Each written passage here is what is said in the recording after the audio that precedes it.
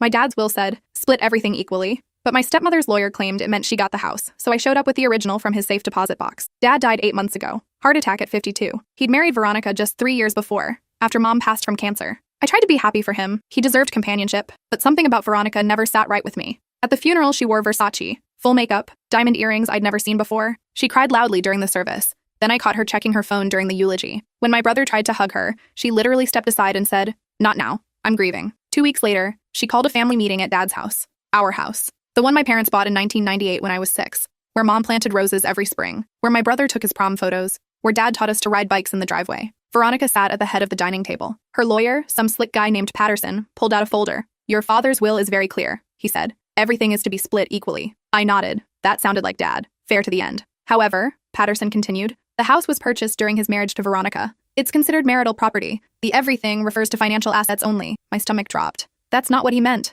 The will doesn't specify, Veronica said, examining her manicured nails. My lawyer says interpretation favors the surviving spouse. My brother started yelling. I sat frozen, watching this woman who'd known our father for 3 years claim the home we'd lived in for over 2 decades. "I'm not being unreasonable," she said. "You can take whatever furniture you want, but I'm keeping the house." That night, I couldn't sleep. I kept thinking about Dad's desk drawer, how he always kept important documents in his office safe. But Veronica had already cleared out his office. She'd donated his books, thrown out his files, erased every trace of him within a month. Then I remembered. 6 months before he died, Dad had insisted I add my name to his safe deposit box at First National. Just in case, he'd said. Someone needs access if something happens. The next morning, I drove to the bank. The manager led me to the vault. Inside the box was Dad's real will, the original, dated 2 months after he married Veronica. Handwritten notes in the margins. Specific instructions about the house. My children inherit the family home. Veronica receives the condo property and investment accounts. There was also a letter addressed to me. My hands shook as I opened it. If you're reading this, something happened to me. Veronica is not who she seems. Protect your brother, protect the house.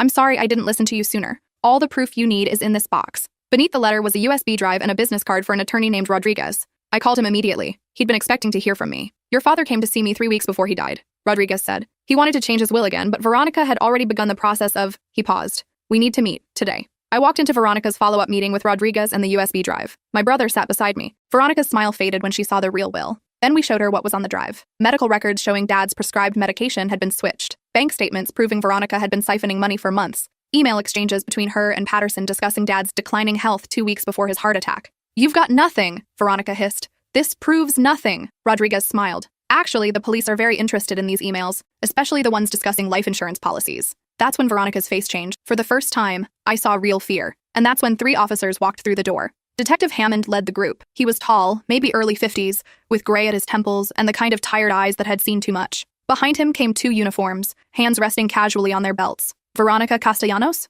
Hammond's voice was flat, professional. Veronica's fingers gripped the edge of the dining table. Her knuckles went white. This is harassment. I'm calling my lawyer. Your lawyer is welcome to meet you at the station, Hammond said. He pulled out a folded document from his jacket. We have a warrant for your arrest. Suspicion of fraud, forgery, and conspiracy to commit murder. The room went silent. My brother's hand found mine under the table. His palm was sweating. Patterson stood up so fast his chair tipped backward. My client has no comment. I need to speak with her privately before. Sit down, Mr. Patterson, Hammond interrupted. You're next. We've been monitoring your communications for the past 2 weeks. Turns out attorney-client privilege doesn't cover conspiracy to commit felonies. Patterson's face drained of color. One of the uniforms stepped forward with handcuffs. Veronica actually tried to run. She made it 3 steps before the second officer caught her arm. Don't touch me, she shrieked. Do you know who I am? Do you know what I'm worth? Around $3.2 million, Hammond said calmly, consulting a small notebook. Most of it stolen from your deceased husband's accounts. We've frozen everything pending investigation. They cuffed her wrist behind her back. She twisted toward me, and for a second the mask completely fell away. Pure hatred burned in her eyes. You stupid little bitch,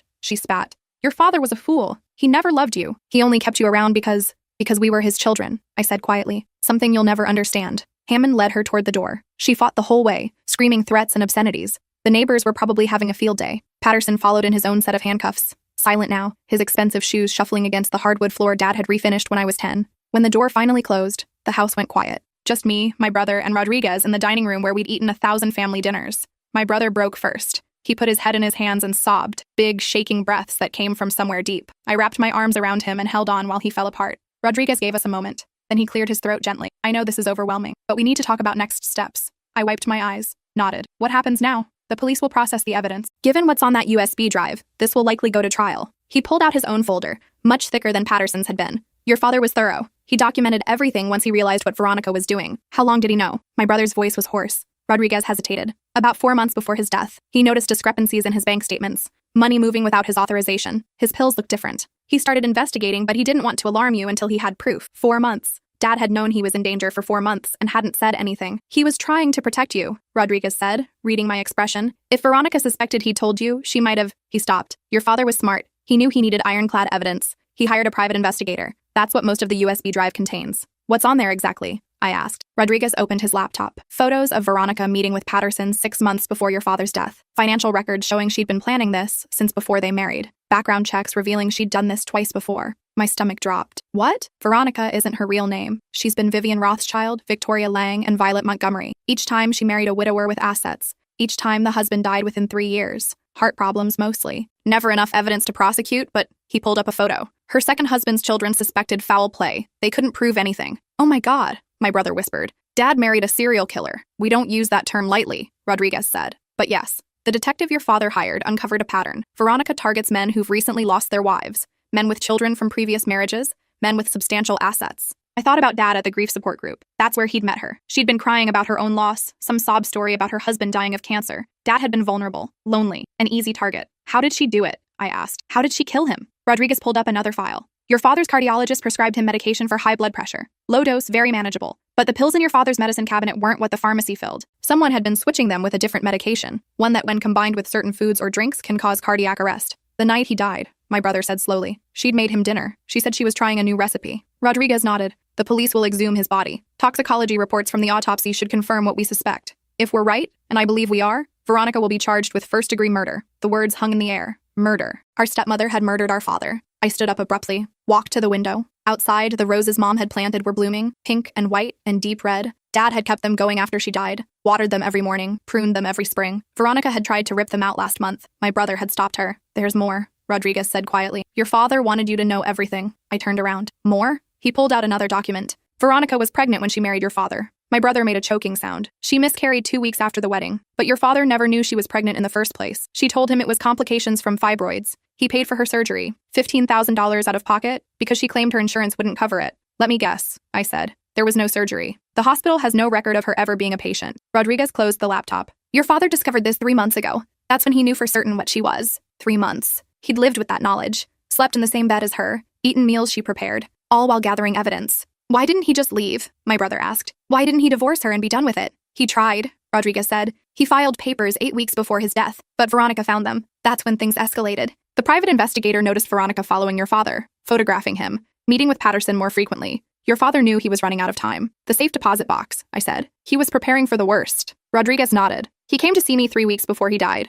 Told me if anything happened to him, I should contact you. He said you were smart, that you'd figure it out. He smiled sadly. He was right. My brother stood up, started pacing. So what happens now? She goes to prison? If the evidence holds up, yes. The DA is confident. Between the financial crimes, the forged will, and the murder charge, Veronica will likely spend the rest of her life in prison. Rodriguez gathered his papers. But the process will take time, months, maybe a year before trial. You'll need to testify. Whatever it takes, I said. Rodriguez left us his card, told us to call anytime, day or night. As he walked to the door, he paused. Your father loved you both very much. Everything he did, every risk he took was to protect you. I hope you know that. After he left, my brother and I sat in silence. The house felt different now, lighter somehow, like a weight had been lifted. We should change the locks, my brother finally said, just in case. I nodded, and go through everything, make sure Veronica didn't hide anything else. We started in Dad's office. Veronica had cleared it out, but she'd done a sloppy job. Behind the bookshelf, we found a folder she'd missed. Inside were more letters from Dad, one addressed to each of us. Mine was 3 pages long. My dearest daughter, if you're reading this, I'm gone. I'm sorry. I'm so sorry.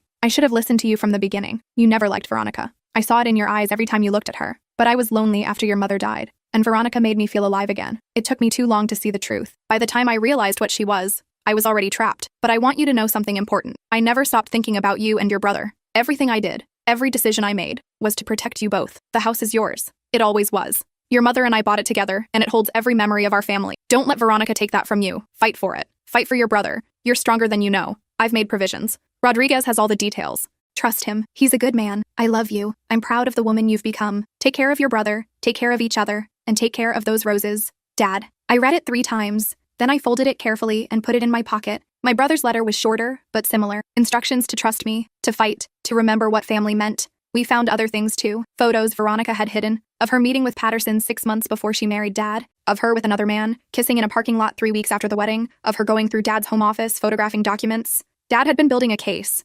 methodically, carefully. He was going to take her down, my brother said, holding up a photo of Veronica and Patterson having lunch, even if it killed him. It had killed him, but he'd made sure we'd finish what he started. The next few weeks were a blur of police interviews and legal proceedings. The DA assigned to the case, a sharp woman named Foster, walked us through what would happen. The evidence was overwhelming. Veronica had been sloppy, overconfident. She'd left a digital trail a mile wide. Patterson cracked almost immediately. Cut a deal with the DA in exchange for testimony. He'd met Veronica 5 years ago at a legal conference. She'd pitched him on a scheme. She'd find the marks. He'd handle the legal paperwork. They'd split the assets. They'd done it twice successfully before Dad. How much did they steal total? I asked Foster. From all 3 victims? Close to $8 million. She slid a spreadsheet across her desk. Your father was the wealthiest. They stood to clear over $3 million from his estate if they'd succeeded. The exhumation confirmed what we already knew. Toxicology found lethal levels of digoxin in Dad's system. Combined with the grapefruit juice Veronica had been serving him every morning, his heart had never stood a chance. The trial was set for 8 months away. In the meantime, my brother and I moved back into the house. It felt strange at first, walking through rooms where Veronica had lived, sleeping in bedrooms she'd occupied, but slowly we reclaimed it. We packed up everything that was hers, donated her clothes, threw out her makeup and jewelry, repainted the master bedroom, and we took care of the roses. Every morning, I'd go outside with the watering can, the same green plastic can Dad had used. The roses were thriving now, almost like they knew. My brother found a job nearby, marketing for a tech startup. He'd been living across the country before Dad died, but he came home now. I can work remotely, he said, and someone needs to help you maintain this place. We fell into a routine. Dinners at the dining table where we used to sit as kids. Coffee on the back porch where Dad used to read the paper. Slow, quiet evenings where we talked about everything except Veronica. Until one night when my brother asked the question I'd been avoiding. Do you think he knew? At the end, I put down my wine glass. What do you mean? When he had the heart attack. Do you think he knew Veronica had done it? That she'd killed him? I thought about it. Dad collapsing in the kitchen. Veronica's 911 call that came 3 minutes later than it should have. The way she'd been crying at the hospital, but her makeup hadn't smudged. Yeah, I said quietly. I think he knew. That must have been awful. Dying and knowing the person who was supposed to love you had murdered you. We sat in silence. He died protecting us. I finally said, that's what matters. He made sure we'd have the evidence. He made sure we'd win. 6 months later, the trial began. The courthouse was packed. Media everywhere. Veronica's case had become national news. Pretty blonde woman accused of murdering multiple husbands for money. Every network wanted the story. I sat in the front row next to my brother. Rodriguez sat behind us. Foster stood at the prosecutor's table, organizing her files. Veronica was led in wearing an orange jumpsuit. Prison had changed her. Her hair was dull, pulled back in a messy ponytail. No makeup, no designer clothes. She looked small, ordinary. She didn't look at us. The trial lasted 3 weeks. Foster was methodical. She called the private investigator Dad had hired. He testified about following Veronica, documenting her meetings with Patterson. He showed photos, presented phone records. Then came the forensic accountant. He walked the jury through every stolen dollar, every forged check, every wire transfer. The cardiologist testified about Dad's medication, how the pills had been switched, how the combination of digoxin and grapefruit had induced cardiac arrest. Veronica's defense attorney tried to claim reasonable doubt, suggested someone else could have switched the pills, argued that the emails could be interpreted differently. The jury didn't buy it. When Patterson took the stand, it was over. He detailed everything, how they'd met, how they'd planned it, how Veronica had targeted Dad specifically because of his recent widowhood and substantial estate. She said widowers were perfect, Patterson testified. Vulnerable, grateful for attention, easy to manipulate. I watched Veronica's face. She sat stone still, no emotion, like she was watching someone else's trial. On the final day, Foster played the recording. Dad had been wearing a wire the last week of his life. We didn't know. Rodriguez hadn't told us. But Dad had convinced the private investigator to help him get evidence. The recording was from 2 days before Dad died. Veronica's voice came through the speakers. How much longer? I'm tired of waiting. Patterson's reply. Soon. I've prepared the paperwork. Once he's gone, we move fast. File the fake will before the kids realize what's happening. And if they contest it,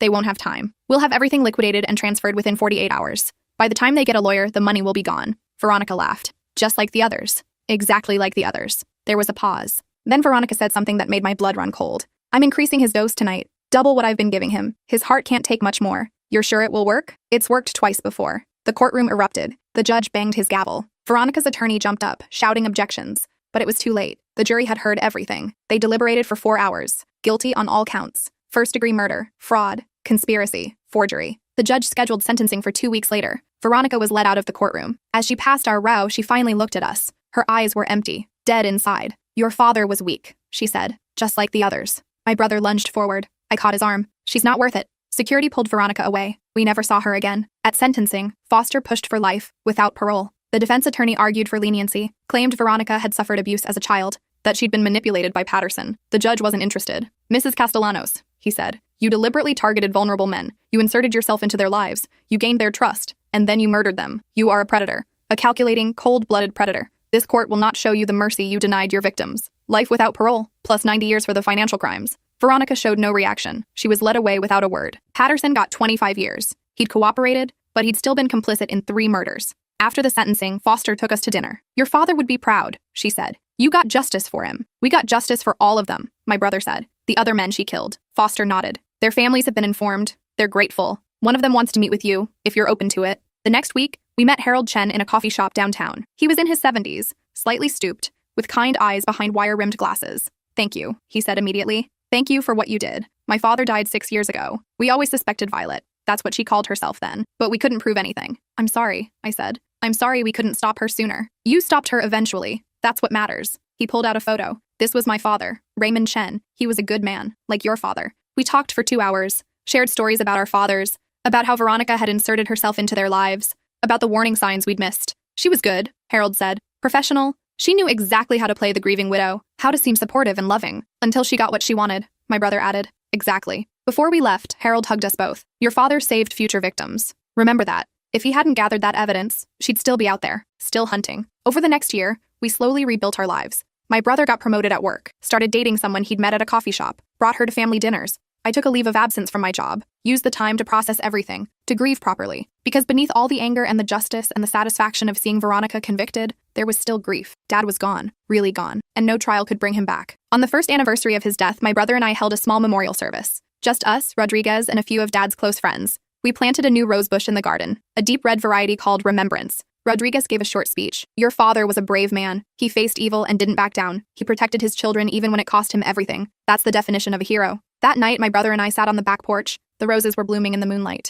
Do you think he knew? My brother asked. That night, when Veronica gave him the extra dose. Do you think he knew it was the end? I thought about Dad's letter, about how he'd prepared everything, about the safe deposit box and the evidence and the wire recording. Yeah, I said. I think he knew, and I think he accepted it, because he'd done what he needed to do. He'd protected us. I wish he'd told us sooner. We could have helped. He was protecting us then too. If Veronica had suspected we knew, she might have... I stopped. Dad did what he thought was right. We sat in silence, watching the stars. I miss him, my brother said. Me too. 2 years after Dad's death, I finally went through the last of his belongings. Boxes in the attic that we'd avoided. Old photos, tax returns, notebooks from his college days. At the bottom of one box, I found a journal. It was leather-bound, worn at the edges. Dad's handwriting filled every page. I almost didn't read it. It felt like an invasion of privacy. But on the first page, there was a note. For my children. So you'll understand. The journal chronicled everything. Meeting Veronica at the grief support group. How she'd pursued him. How flattered he'd been by the attention. Then it shifted. Entries about noticing money missing. Pills that looked different. Veronica's odd behavior. June 3rd. Found bank statement in recycling. $5,000 withdrawn. I didn't make that withdrawal, asked Veronica. She said it was for house repairs. There haven't been any repairs. June 15th. My medication looks different. Same bottle, same pharmacy label, but the pills are a different shade. I called the pharmacist. He confirmed they filled the correct prescription. So where did these pills come from? July 2nd. Followed Veronica today. She doesn't know I saw her. She met with her lawyer at a restaurant downtown. They were going over paperwork. From what I could see, it was a will. My will. But I never signed that document. July 18th. Hired a private investigator. Can't trust anyone else. Need proof. Need to protect the kids. If I'm right about what Veronica is, they're in danger too. The entries became darker. More urgent. August 1st. The investigator confirmed my suspicions. Veronica isn't who she says she is. She's done this before. Multiple times. I'm not her first husband. I'm her third. The others are dead. August 10th. I'm scared. Really scared. But I can't let her know I know. Have to keep pretending. Have to keep gathering evidence. The kids need proof. Otherwise, she'll get away with it like she did before. August 23rd. Met with Rodriguez today. Updated my will. Added notes and instructions. If something happens to me, Rodriguez will contact the kids. They'll know what to do. They're smart. Smarter than I was. September 4th. Wearing a wire now. The investigator set it up. Recording everything. Veronica and Patterson don't know. Need to catch them discussing the plan. Need irrefutable evidence. September 14th. Got the recording yesterday. Veronica confirmed everything. She's planning to kill me. Soon. She said she's doubling the dose. My heart can't take much more. The next entry was dated September 16th, the day before Dad died. September 16th. This might be my last entry. I can feel my heart struggling. The medication is taking its toll. I'm dizzy. Nauseous. Short of breath. Veronica is watching me closely. Waiting. I'm not ready to die. There's so much I wanted to do. So many things I wanted to say to my kids. But if this is the end, I need them to know. I love them. I'm proud of them. And I'm sorry. Sorry I brought Veronica into our lives. Sorry I didn't see the danger sooner. Sorry I'm leaving them to clean up my mess. But they'll do it. I know they will. They're strong. Stronger than me. To my daughter, you always had good instincts about people. Trust those instincts. They'll serve you well. To my son, you have a good heart. Don't let this make you cynical. There's still goodness in the world. Take care of each other. Take care of the house. Take care of the roses. And remember, I loved your mother with everything I had. When she died, a part of me died too. Veronica seemed like a second chance, but she was just a predator wearing a human mask. Don't make my mistakes. Don't trust too easily. Don't ignore red flags. And if someone seems too good to be true, they probably are. I love you both. Dad. I closed the journal, sat on the attic floor and cried. My brother found me an hour later. I handed him the journal without a word. He read it in silence, tears streaming down his face. He knew, my brother said. He knew he was dying and he still protected us. I finished. We sat together in the attic, surrounded by boxes of Dad's life, photos of him and Mom on their wedding day, birthday cards we'd made as kids, report cards he'd saved, a lifetime of memories. We did good, right? My brother asked. Dad would be proud? Yeah, I said. We did good. 3 years after Dad's death, my brother got married. He asked me to walk him down the aisle since Dad couldn't be there. I wore Mom's pearls, carried a bouquet that included roses from Dad's garden. During his vows, my brother choked up. My dad taught me what it means to be a good man. He showed me that family is worth fighting for,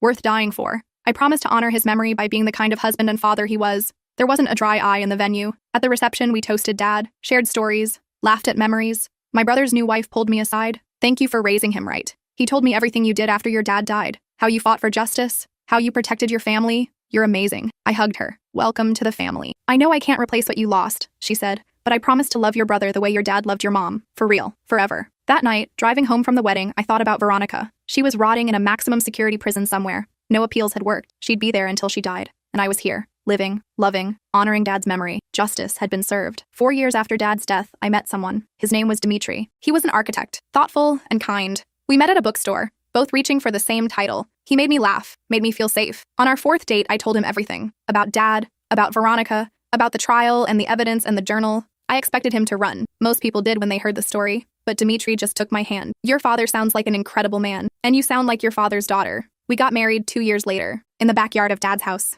Our house now. My brother walked me down the aisle. The roses were in full bloom. I wore Mom's wedding dress, altered to fit, carried roses from Dad's garden. Rodriguez officiated. Love is worth fighting for, he said. Your father proved that. He fought for his children even when it cost him everything. That's the kind of love we're celebrating today. The kind that endures, the kind that protects, the kind that never gives up. Dimitri and I honeymooned in Italy. When we returned, we started renovations on the house, updating the kitchen, refinishing the floors, making it ours while honoring the history. But we kept the roses. Always the roses. 5 years after Dad's death, my brother and his wife announced they were pregnant. It's a boy, my brother said, tears in his eyes. We're naming him Raymond, after Dad. I hugged him hard. Dad would love that. Little Raymond was born on a spring day. The roses were blooming. My brother brought him home from the hospital and took him straight to the garden. This is where your grandpa used to work, my brother told his infant son. He'd want you to know about these roses. They were your grandma's favorite. He kept them alive for her, and now we keep them alive for both of them. 6 years after Dad's death, we got a letter. Veronica was dying. Cancer. Stage 4. She had maybe 6 months. She wanted to see us, to apologize.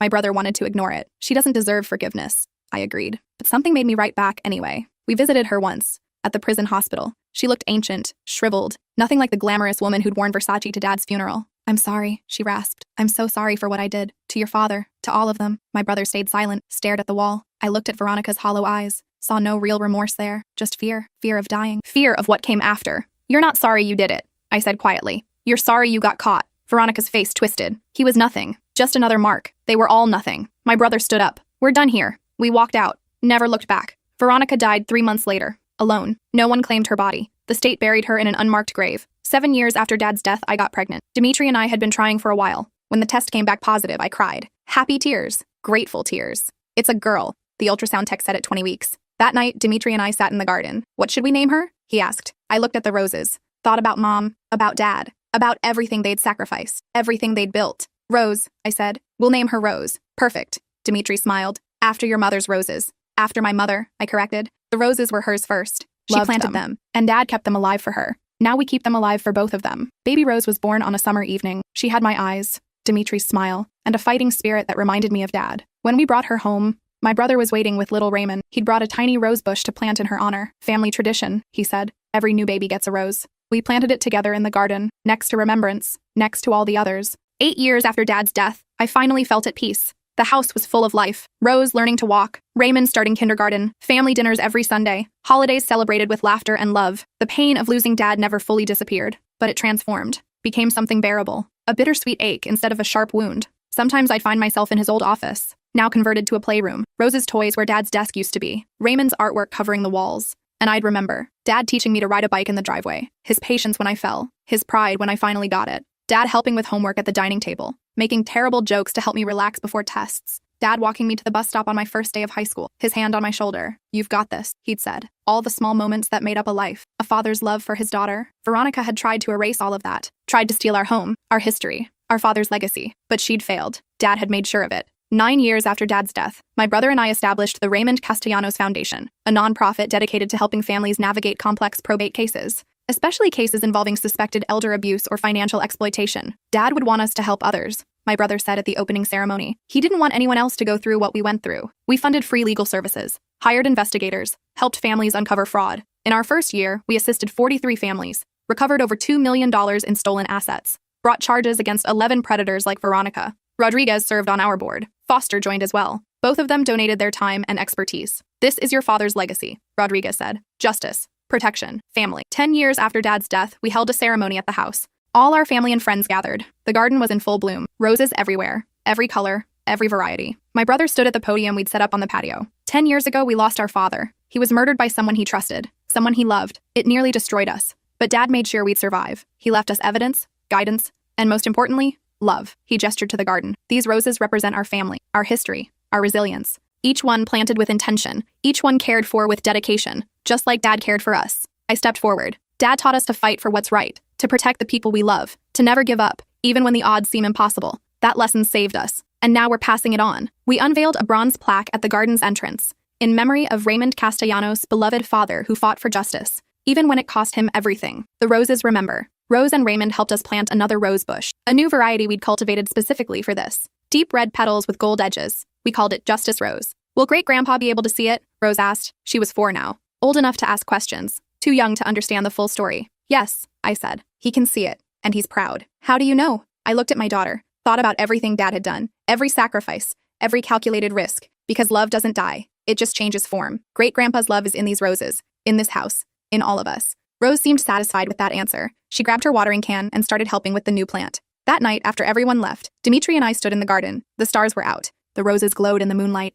"You did it," Dimitri said softly. "You honored your father, protected his legacy. We all did. My brother, Rodriguez, everyone who helped. But you led the way. You found the evidence. You refused to give up." I thought about that first morning at the bank, opening the safe deposit box, finding Dad's letter, the USB drive, all the proof we'd needed. "Dad led the way," I said. "I just followed his instructions. He chose you for a reason. He knew you'd be strong enough." Maybe that was true. Maybe Dad had known I'd fight, that I wouldn't let Veronica win. Or maybe he'd just hoped, prayed, done everything he could and trusted that it would be enough. Either way, it had worked. Veronica was in prison until she died. Patterson was serving his sentence. The other victims' families had closure, and Dad's legacy lived on, in the foundation, in the garden, in his grandchildren who would grow up hearing stories about their brave grandfather. "Thank you, Dad," I whispered to the stars, "for everything, for protecting us, for believing in us, for loving us enough to fight." The wind rustled through the roses, and just for a moment, I could have sworn I smelled Mom's perfume, heard Dad's laugh, felt their presence in the garden they'd built. 11 years after Dad's death, my brother's second child was born, a daughter they named Grace. 13 years later, I had another baby, a boy we called Nathan. 15 years later, the foundation had helped over 300 families, recovered $15 million, brought charges against 62 predators. 20 years after Dad's death, we gathered again in the garden. Rose was 22 now, graduated from law school, planning to join the foundation full-time. Raymond was 18, headed to college to study criminal justice. "They're carrying on Dad's work," my brother said, "just like we did." I watched Rose explaining something to little Nathan, watched Raymond playing with Grace. The next generation growing up with the same values Dad had instilled in us. Justice, family, love. "We broke the cycle," I said. "Veronica tried to destroy our family, but instead she made us stronger. Dad made us stronger," my brother corrected. "He showed us how." That night, I read Dad's journal again. I'd read it dozens of times over the years, but it still moved me, still made me cry. Take care of each other. Take care of the house. Take care of the roses. We'd done everything he'd asked. The house was full of love, full of family, full of the next generation who would continue the legacy. And the roses? They bloomed more beautifully every year. 25 years after Dad's death, my brother and I were grandparents. Rose had 2 kids. Raymond had 1. Grace was pregnant with her first. We'd outlived Veronica's prison sentence by decades. Outlived Patterson, too. He'd died in prison 3 years ago. Heart attack. Ironic. The foundation was thriving, now international, helping families worldwide. Dad's story had become a case study in estate law, in recognizing elder abuse, in fighting back against predators. His death had meaning. His sacrifice had saved countless others. "Do you think he knew?" my brother asked one evening in the garden. We asked that question often over the years, never tired of discussing it. How much good would come from what happened? I looked at the Justice Rose. It had grown massive over the years. A centerpiece of the garden, blooming even in winter somehow, defying nature, just like Dad had defied Veronica's plans. I think he hoped, I said. That's all any of us can do. Hope our actions matter. Hope we make a difference. Hope the people we love remember us. We remember, my brother said. Every day. Every day, I agreed. 30 years after Dad's death, I was 73. My brother was 70. Both of us gray-haired. Both of us marked by time. But the garden still bloomed. The house still stood. The foundation still fought. And Dad's grandchildren, now adults with children of their own, still told stories about the grandfather they'd never met. The hero who'd saved his family. The man who'd fought evil and won, even at the cost of his own life. Tell us again, my granddaughter asked one evening. She was 8. Same age I'd been when we first moved into this house. Tell us about great-great-grandpa Raymond and the bad woman. I looked at my brother. He nodded. Your great-great-grandpa was very brave, I began. He loved his children more than anything. And when a bad person tried to hurt them, he didn't run away. He fought back. Did he win? The little girl asked. I smiled. Looked around at the family gathered in the garden. 4 generations. All because Dad had been brave enough to fight. Yes, I said. He won. Not the way he wanted to, but he won. Because love always wins in the end. Always. The little girl seemed satisfied. She ran off to play with her cousins. My brother put his hand on my shoulder. We did good. Yeah, I said, we did good. And in the garden, the roses bloomed eternal. A living memorial to a father's love. A testament to a family that refused to break. A reminder that justice, no matter how long delayed, eventually finds its way home. Just like Dad had known it would. Just like he'd planned it. Even from the grave, Raymond Castellanos protected his children. And his children, in turn, made sure his sacrifice meant something. Made sure his story was told. Made sure no other family would suffer what we'd suffered. The roses remember. And so do we.